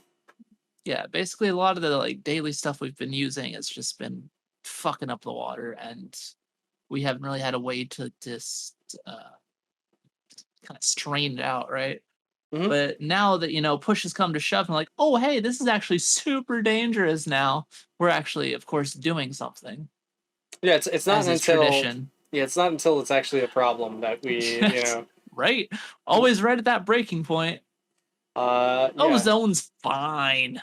Oh shit, the ozone's fucked. All right, I guess we need to start trying to figure out what to do to fix the ozone. it's true. Yeah, man, I don't know. I'm glad I don't get it. it's at least fixed, and that who It's knows, it's a possibility of a fix. We possibility still of have to fix. Let me read this a we little still bit. have to do some more into it, but So, yeah, so, it's looking good. so if you guys didn't know, August was supposed to be on this episode, and I believe, was he the one who picked this article, or did you pick this article? I think he picked it. I didn't see this one until a little bit later. So I basically didn't get to read any of the articles until like a few minutes, maybe 10 minutes before the actual podcast, which is All why right. we started late today. Um, I you do a know, little homework before the game. yeah. So let's see.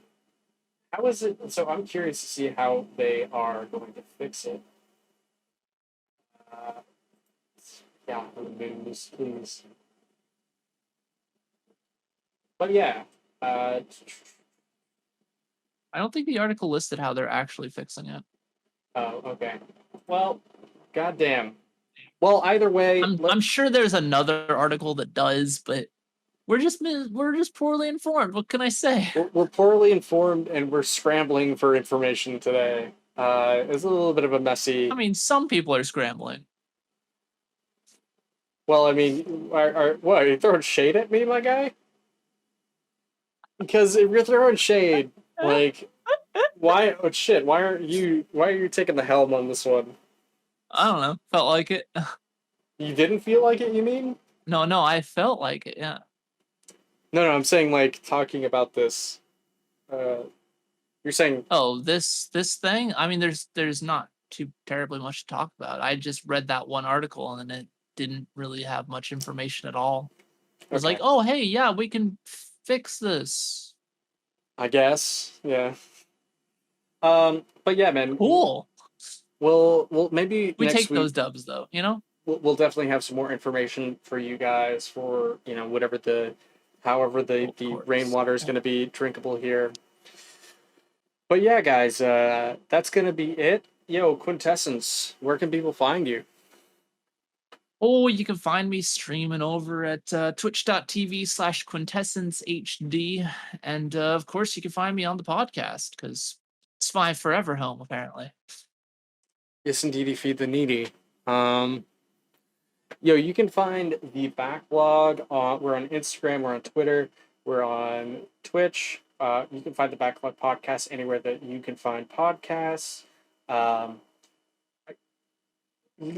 mean, I think we're also on YouTube. That's right. Just go ahead and Google backlog TH3BACKLOG.